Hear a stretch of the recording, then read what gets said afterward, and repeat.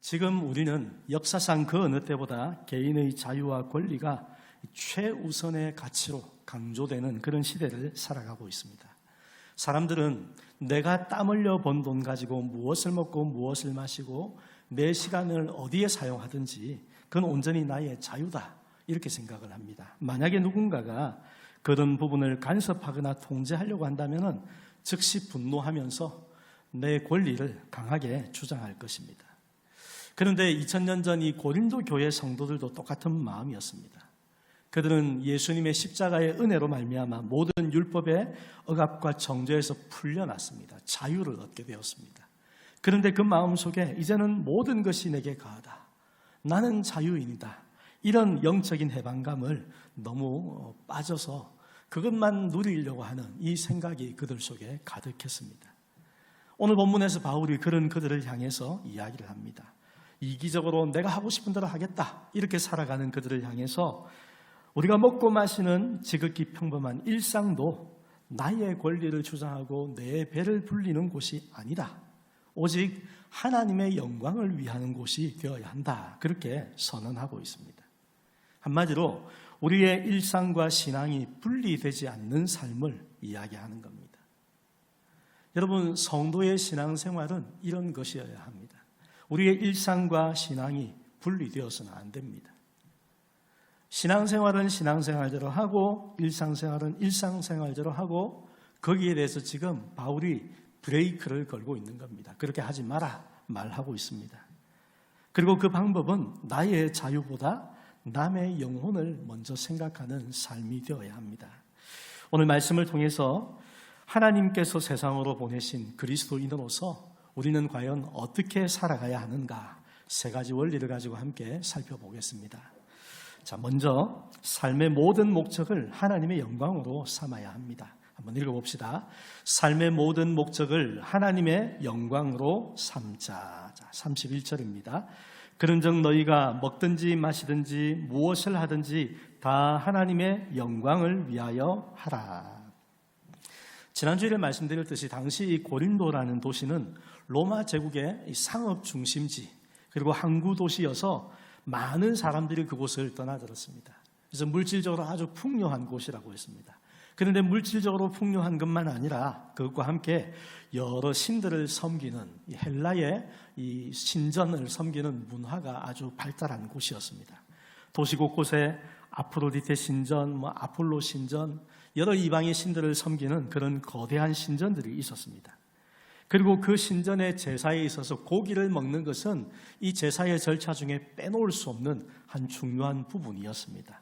그래서 신전에서 짐승을 제물로 바친 다음에 내장이나 일부분은 태우고 또 일부는 제사장의 몫이 되고 남은 고기들은 신전에서 제사하고 우상의 신전에서 제사한 그들이 함께 교제하는데 먹는 음식으로 사용되기도 하고, 또 그 외의 고기들은 이 도시의 시장으로 나가서 시장에서 파는 고기가 되었습니다. 그래서 여러분, 시장에서 판매되는 이 대부분의 고기는 우상의 신전에 제사 지내는 그런 고기로 한 번쯤 올랐던 고기였을 수 있는 이런 상황이었습니다. 이것이 당시 고린도 지역의 형편입니다. 자, 그런 상황 가운데 바로 이 우상의 제물을 먹는 문제라는 그 당시 고린도 교회의 특수한 상황을 지금 바울이 다루고 있는 겁니다. 그래서 고린도전서 8장부터 10장까지 이 이야기를 쭉 해오고 있는데 오늘 본문은 그 중에 결론입니다. 마지막 마무리를 짓고 있는데 그 교회 안에서 우상의 제물로 바쳤던 고기를 먹는 문제, 개별적인 이 논쟁을 넘어서서 바울은 지금 모든 시대의 그리스도인들이 따라야 될 보편적인 원리, 궁극적인 신앙의 원리를 선포하고 있습니다. 그것이 무엇입니까? 너희가 먹든지 마시든지 무엇을 하든지 다 하나님의 영광을 하라. 바로 이것입니다. 당시 고린도 교회를 위해서 하는 말일 뿐만 아니라 그 이후에 또 오늘 우리에게도 이후에 살아갈 세대들에게도 똑같이 주는 말씀. 그리스도인이라면 마땅히 이것이 우리의 삶의 궁극적인 원리가 되어야 된다. 그렇게 지금 바울이 말하고 있는 겁니다. 여기서 우리는 바울의 뛰어난 통찰력을 볼 수가 있습니다. 그는 예배당에서 거룩하게 찬양할 때 예배 드릴 때만 하나님께 영광을 돌려라 그렇게 말하지 않습니다. 어쩌면은 교회에 다니는 사람들 가운데는 그렇게 생각하는 사람들도 있을 수 있거든요. 교회에서 그냥 이렇게 열심히 하고 또 세상에서는 세상대로 그냥 열심히 거기에 맞춰 살고 그러면 되는 거지 이렇게 생각할 수 있단 말입니다. 근데 바울은 그렇게 말하지 않습니다. 우리가 밥을 먹고 차를 마시고 일터에서 일을 하고 또 학생이 학교에서 시험 문제를 풀고 주부가 가정에서 설거지하고 빨래하고 정말로 지극히 일상적이고 반복적인 그런 모든 순간이 전부 다 무엇을 위해야 된다고요? 하나님의 영광을 위한 행동이 되어야 한다. 그렇게 지금 말하고 있는 겁니다. 여러분 그렇게 생각하며 살고 계십니까? 말씀은 우리에게 이것을 가르쳐주고 있습니다. 성도의 삶에서 속된 것과 거룩한 것을 나누는 그런 생각을 철저히 깨뜨리고 있습니다. 교회에서의 삶, 세상에서의 삶 그렇게 사는 것 아니다. 분명히 말씀하고 있습니다. 우리는 우리의 삶을 돌아보아야 됩니다. 나의 삶에 내 마음속에 있는 근본적인 동기가 나의 성공, 나를 드러내는 것을 향해서 가고 있는지 아니면은 나의 수고를 통해서 하나님이 세상에서 찬양받으시는 것에 있는지 우리의 삶의 궁극적인 방향이 어디를 향하고 있는가 이것을 점검해야 됩니다. 그 방향을 바르게 해야 된다는 겁니다. 아무리 훌륭한 말을 하고 아름다운 찬양을 부르는 사람이라고 해도 그 마음 가운데 사람들의 박수 갈채를 바라는 자기의 영광이 있다면 그것은 하나님 앞에서는 정말로 아무 소용이 없는 것입니다. 하찮은 것에 지나지 않는 겁니다. C.S. 루이스라는 분이 쓴 영광의 무게라는 책이 있습니다. 이 책에서 이런 말을 했습니다. 한번 들어보십시오. 우리 주님의 눈에 우리의 욕망은 강하기는커녕 너무 약하게 보일 것입니다. 우리는 무한한 기쁨과 영광이 저기서 손짓하며 우리를 부르는데도 고작해야 술과 섹스와 야망 같은 세속적인 것에 눈이 팔려 시간을 허비하려 드는 반쪽짜리 마음을 가진 피조물입니다. 그런 우리는 마치 바닷가에서 눈부신 휴일을 보내는 것이 얼마나 놀라운 일인지 상상조차 하지 못한 채 그저 빈민가 뒷골목에 쭈그려 앉아 진흙으로 파이나 만들며 계속 놀고 싶어하는 무지한 아이와 다르지 않습니다. 우리의 문제는 욕망이 너무 강한 것이 아니라 그 욕망의 수준이 너무 약하고 천박한 데 있습니다. 여러분 이해가 되십니까? 하나님이 우리를 기다리고 하나님이 우리를 부르시는 하늘의 그 영원한 영광에 비하면 세상에서 우리가 바라고 쫓아가려고 하는 그 영광이라는 것은 마치 저 푸른 바닷가에 가서 정말로 멋진 휴가를 가시는 것하고 이 빈민가 뒷골목에 앉아서 진흙을 주물럭거리면서 진흙 파이를 만들고 있는 것하고 이 차이만큼 완전히 비교되는 것이라는 말입니다. 그런데 우리는 진흙을 주물럭거리며 앉아있는 이 세상의 영광을 바라보면서 거기에 만족하려고 한다. 이것이 우리의 욕망의 수준이 그만큼 낮다. 이 얘기를 지금 하고 있는 겁니다. 무슨 말입니까?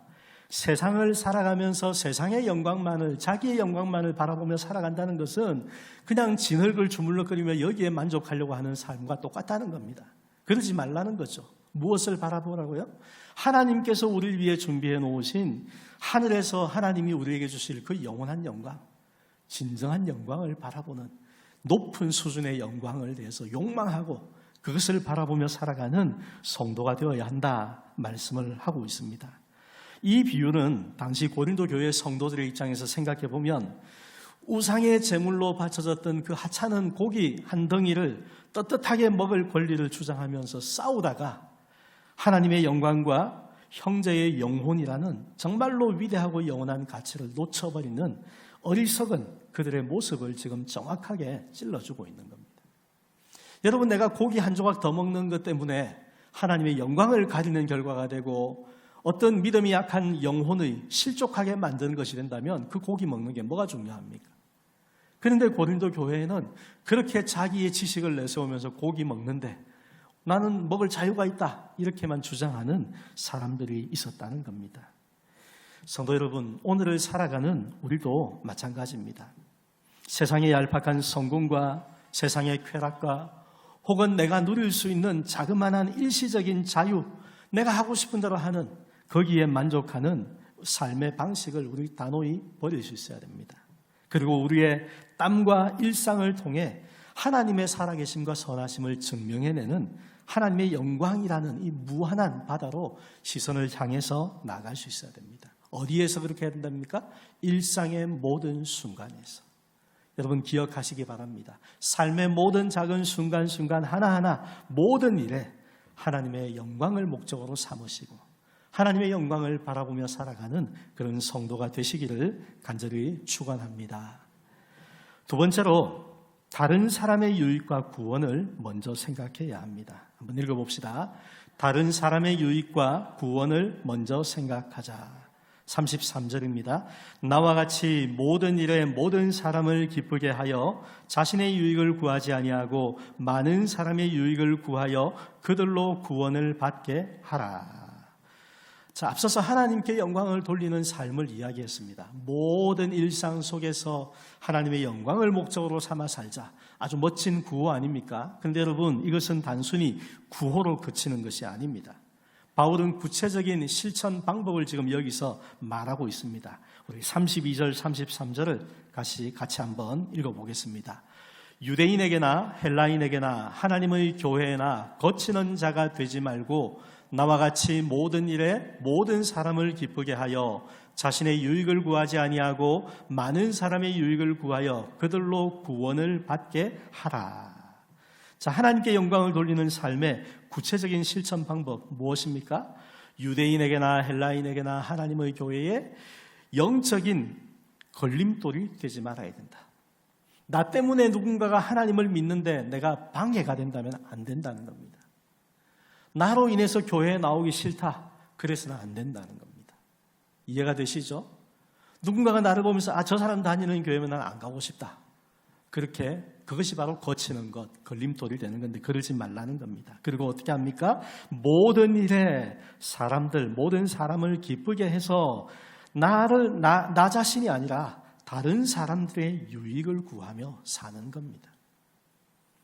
그렇게 함으로 우리가 누군가에게 영적인 걸림돌이 되지 않는 삶을 항상 힘써야 된다는 거죠. 당시 고린도 지역의 상황을 앞서 말씀을 드렸습니다. 그래서 이 그리스도인들이 시장에서 고기를 사 먹을 때 이 고기가 우상의 제단에 바쳐진 고기인지 아닌지 확인할 길이 없었습니다. 그리고 만약에 믿지 않는 이웃의 집에 초대받아서 함께 식사를 할 때 그가 준비한 음식으로 나온 고기가 우상의 신전에 바쳐진 고기인지 아닌지 알 수가 없었습니다. 그럴 때 어떻게 해야 되냐? 이 그리스도인들로서는 상당히 좀 곤란할 수가 있죠.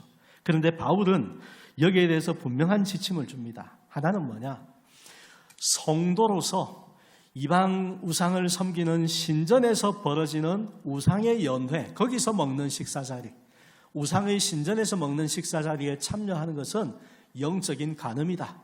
그거는 절대로 해서는 안 된다. 분명히 이야기를 합니다. 우리식으로 말하면 무엇이겠습니까? 내가 예수 믿는다고 말하면서 다른 종교에 기웃거리고 다른 어떤 전본대 다니고 이런 것 이야기할 수 있지 않겠습니까? 그러지 말라는 겁니다. 하나님을 섬기면 하나님을 섬기는 그 마음 하나만 가지고 살아야지 여기도 가도 되고 저기도 가도 되고 이렇게 하는 것 아니다.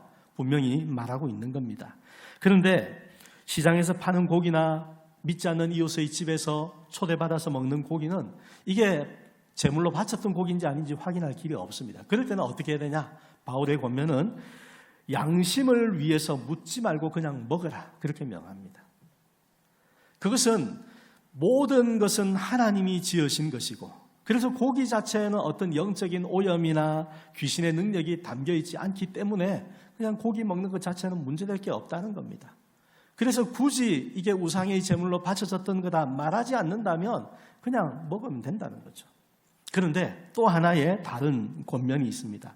만약에 식사 자리에 함께 앉아서 식사를 하려고 하는데 그 중에 있는 누군가가 이 고기는 우상의 제단에 바쳐졌던 고기인데 이렇게 이야기를 해준다면 어떻게 해야 되냐? 그가 분명히 이야기를 했다면 이야기한 그 사람의 양심과 그 사람의 신앙의 유익을 위해서 즉시 먹는 것을 중단해라. 이것이 바울의 권면입니다. 기본적으로는 먹어도 된다는 거죠. 하지만 만약에 누군가가 그 현장에서 내가 먹는 것 때문에 영향을 받아서 안 좋아질 위험이 있다. 그러면 절대 먹어서는 안 된다. 다른 사람의 유익을 생각하라는 권면입니다. 그 얘기를 하고 있는 겁니다. 그런데 고린도 교회에는 어떤 사람들이 있다 했습니까? 소위 자기가 믿음이 강하다고 생각하는 사람들, 성경에 대한 지식이 있는 그 사람들은 우상의 제물을 먹어도 괜찮다, 우상의 제물을 먹어도 괜찮다는 이런 어떤 자유를 가지고 있었습니다. 그런데 문제는 무엇입니까? 그 자유가 아직까지 옛날 우상을 섬기던 습관에서 완전히 벗어나지 못한 믿음이 약한 사람들, 그 사람들의 신앙의 양심을 다치게 하거나 그들로 하여금 영적인 절망에 빠지게 만들 수가 있다는 거죠. 만약에 그런 상황이 생긴다면 어떻게 해야 되냐? 그때는 절대로 먹지 말아라. 먹는 것을 포기해라. 그렇게 함으로 그 영혼의 유익을 돌봐주는 것이 중요한 것이다라고 이야기합니다. 여러분, 성도에게는 하나님이 주신 자유가 있습니다. 그런데 그 자유의 한계선은 무엇이냐? 이웃에 대한 사랑입니다. 나의 자유입니다. 하나님이 주신 나의 자유인데 나의 자유의 한계가 뭐냐? 이웃에 대한 사랑입니다. 이웃을 사랑하는 목적에서 내가 나의 자유를 제한해야 된다는 거죠. 그렇게 할 때 어떻게 됩니까? 우리가 그렇게 나의 마땅한 권리를 포기하고 나의 자유를 내가 제한하는 것을 통해서 그 영혼을 천국으로 인도하는 다리가 되어줄 수 있는 겁니다. 이것이 중요하다는 거죠. 바울이 이 사실을 우리에게 말하고 있습니다. 바울을 생각해 보면 그는 한 사람의 영혼이라도 더 복음을 듣고 구원받게 하기 위해서 복음 전파에 조금이라도 걸림돌이 될 만한 것을 두지 않기 위해서 자신의 모든 정당한 사도의 권리를 포기했습니다. 바울은 특별하게 어떻게 했습니까? 그는 장막을 만드는 그런 일을 했던 사람이죠. 텐트를 만드는 일을 직접 하면서 고된 육체 노동을 밤낮으로 감당하면서 스스로 생활비를 벌어서 그의 사역을 감당하는 자비랑 사역의 길을 택했습니다. 이웃을 향한 사랑, 복음을 전하는 그 사랑 때문에 자신의 권리를 반납한 겁니다. 여러분, 한번 생각해 봅시다. 신앙생활을 오래 한 성도가 있습니다. 그 교회에 새로 믿게 된, 이전에 알코올 중독에 심하게 빠져서 고통을 겪다가 이제 막 교회에 나오기 시작한 새로 믿은 사람이 있습니다. 그런데 이 두 사람이 같은 회사의 직장의 회식 자리에 참석을 하게 되었습니다. 성경이 이 음식으로서의 알코올에 대해서 전면적으로 정죄하지 않는다, 이런 지식을 가진 이 성도는 그냥 가볍게 맥주 한 잔 정도는 마셔도 괜찮다, 이렇게 생각을 하는 사람이었습니다. 그런데 여러분, 세 가족이 그의 자유로운 모습을 보면서 받을 영향은 어떻겠습니까? 옛날 알코올 중독의 그 끔찍한 그 습관으로 다시 무너져 내릴 수 있는 위험이 될 수 있고, 그렇다면 먼저 믿은 성도는, 성숙한 성도라면 자기가 생각하는 그 자유를 그 자리에서 포기해야 마땅하다는 겁니다. 다른 사람의 영혼의 유익을 위해서 그렇게 해야 된다는 거죠. 이것이 성숙한 성도의 모습인 겁니다.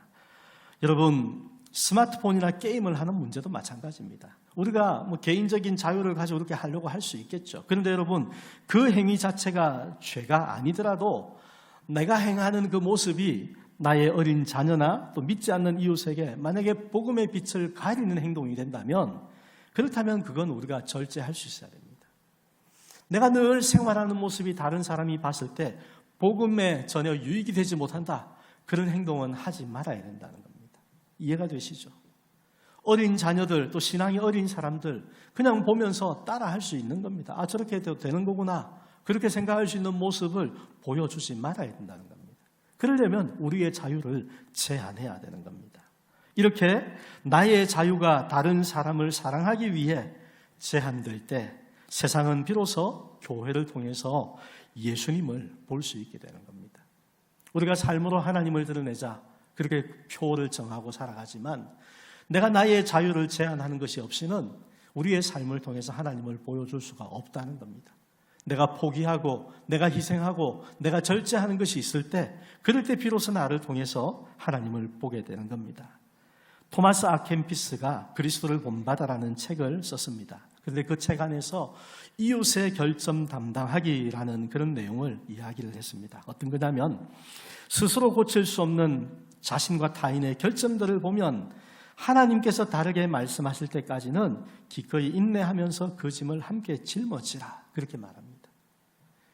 우리 자신의 짐, 또 이웃의 짐, 연약함이 보인다면 함께 그 짐을 지라는 겁니다. 하나님은 우리가 서로의 짐을 지고 서로의 약점을 참아주고 서로를 위로하도록 정하셨습니다.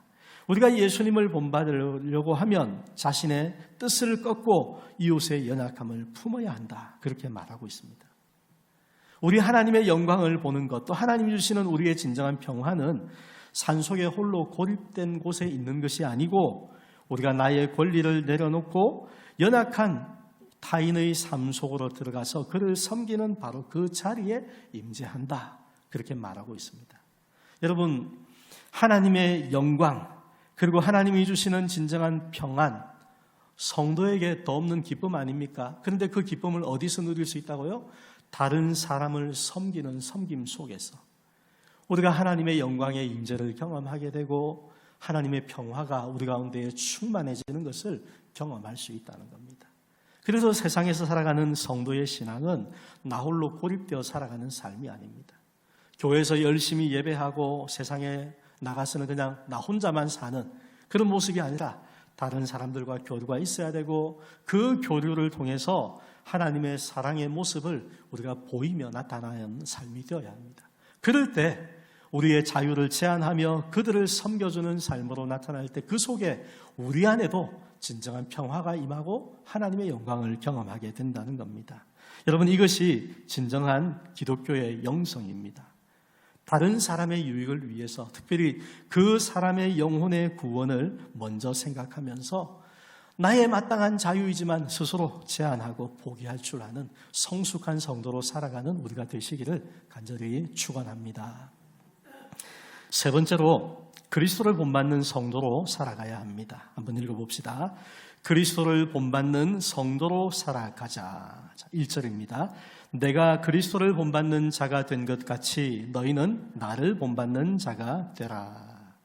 바울이 오늘 이 우상의 제물에 관한 이 논증의 마지막 결론으로 이 말을 하고 있다고 했습니다. 결론으로 그가 제시하는 선포가 내가 그리스도를 본받는 자가 된 것 같이 너희는 나를 본받는 자가 되라 하는 겁니다. 바울이 자기를 본받으라고 했다. 이것은 여러분 바울이 영적으로 오만하거나 교만한 것이 아닙니다. 그가 치열하게 예수 그리스도를 본받는 삶, 겸손하고 또 희생하며 그렇게 주님을 닮아가려고 애쓰는 발버둥 치는 삶을 살고 있기 때문에 그런 자신을 보고 본받는 삶이 되라는 겁니다. 여러분, 고린도 교인들에게는 예수님을 본받는 것이 쉽게 이해가 되겠습니까? 아니면 그들이 익숙하게 봐오던 바울을 본받는 것이 쉽게 이해가 되겠습니까? 눈에 보이는 바울을 본받는 게 훨씬 더 쉽게 이해가 되는 거죠. 그래서 바울이 이렇게 말하는 겁니다. 내가 열심히 그 삶을 살아가고 있으니 내가 너희에게 보여준 나의 모습을 보았던 그 경험을 떠올리면서 나를 본받는 삶을 살아라. 결국 그것은 그리스도를 본받는 삶의 똑같은 모습이 된다는 것입니다. 예수님께서는 하늘의 모든 영광을 버리고 이 땅에 오셨습니다. 그리고 십자가에서 자신의 생명을 내려주시기까지 우리의 구원을 위해서 다른 사람들을 사랑하기 위해서 자신의 모든 것을 다 내려놓으셨습니다. 바울은 바로 이와 같은 주님의 그 길을 생명을 걸고 흉내내며 따라가고 있는 겁니다. 그래서 그러한 삶을 너희도 살아가라. 그들을 초청하고 있는 것입니다. 신앙은 단순히 우리의 머릿속에 어떤 지식을 막 이렇게 구겨 넣는 것이 아닙니다. 우리의 삶이 이렇게 다른 사람의 삶과 같이 만나고 부딪히면서 그 속에서 선한 것을 배워나가는 그런 모방입니다. 지난번에 한번 말씀을 드렸지만 본받는다, 이 말의 의미가 모방한다라는 뜻이 있다고 했습니다. 흉내내는 거죠. 흉내내는 거. 바울이 예수님을 흉내내며 닮아가는 것처럼 고린도 교인들도 그런 바울을 흉내내면서 닮아가라 이야기하고 있는 것이고, 오늘 우리도 마찬가지입니다. 예수님을 흉내내면서 그렇게 하면서 우리가 주님을 닮아가는 삶이 되게 되는 겁니다. 19세기 일본의 위대한 기독교 교육자였던 미지마조 목사님이 있습니다. 이분은 최초의 기독교 대학, 일본 가운데 도시샤 대학의 설립자가 되었습니다. 그런데 이분이 어떤 이야기를 했냐면, 나는 일본 사회를 바꿀 3,000명의 양심적인 그리스도인 지도자를 세우고 싶습니다. 이런 구호를 외쳤습니다. 대학을 설립하는 목적이 양심적인 그리스도인 지도자를 세우고 싶다는 겁니다. 이 목사님이 바란 것은 뛰어난 지식인이 아니라 양심에 따라 그리스도를 본받아 사는 한 사람이 세상을 바꾼다는 바로 그 마음입니다. 여러분, 우리 가정에서 우리의 자녀가 부모된 우리의 일상적인 뒷모습을 보면서 나도 우리 부모님처럼 내 이익을 포기하더라도 그리스도를 본받는 삶을 살아야지, 그렇게 결심하게 만드는 삶을 여러분 살고 있습니까? 여러분, 일터에서 일하는 여러분 곁에 있는 사람들이나 또 이웃이 나의 손해와 양보하는 모습을 보면서 당신이 평소에 보여주는 그 삶의 태도를 보니 당신이 주일마다 믿으러 가는 그 예수라는 분이 도대체 어떤 분인지 내가 정말 궁금해졌다. 나도 한번 가서 보고 싶다. 그렇게 말하게 만들 수 있습니까? 여러분, 우리가 예수 그리스도를 본받아서 나를 비우고 이웃을 유익을 구하며 섬기는 삶을 살아갈 때 우리는 세상 사람들이 보이지 않는 하나님을 볼 수 있도록 안내하는 투명한 창문이 될 수 있습니다. 우리의 삶을 통해서 주님을 보는 겁니다. 여러분, 창문을 생각해 보십시오. 그리스도인의 삶이 창문일 때 창문이 깨끗하지 못하면 그걸 통해서 뭘 제대로 보여줄 수 있습니까? 못 보죠. 그래서 깨끗이 닦아야 되는 것 아닙니까? 성도의 삶이 투명한 유리 창문처럼 될 때, 오늘 말씀이 우리에게 권면하는 것처럼 하나님의 영광이라는 목적을 가지고 이웃의 영혼 구원 유익이라는 그 목적을 가지고 그리스도를 닮아가는 삶이 될 때 우리가 투명한 창문이 될 수 있고, 우리의 삶을 통해서 누군가가 우리를 통해서 하나님을 보게 되고 그들이 구원으로 나오는 역사가 이루어질 수 있다. 이것을 바울이 지금 말하고 있는 겁니다. 사랑하는 성도 여러분, 오늘 이 말씀을 마음에 잘 새겨 살아가시기를 바랍니다. 기억해야 될 것 이 두 가지입니다. 우리의 삶 가운데에 우리가 바라봐야 될 것, 하나님의 영광, 이웃의 유익입니다. 한번 따라해 보시죠. 하나님의 영광, 이웃의 유익. 이웃의 유익은 무엇이라고 했습니까? 그의 구원입니다. 이 두 가지를 생각하십시오. 그리고 그것을 이루는 구체적인 방법은 그리스도를 본받는 삶에 있습니다. 이것을 기억하시고 우리의 삶을 통하여서 귀한 영혼들을 하나님 앞으로 구원으로 인도하는 복된 성도가 되시기를 주님의 이름으로 간절히 축복합니다. 아멘.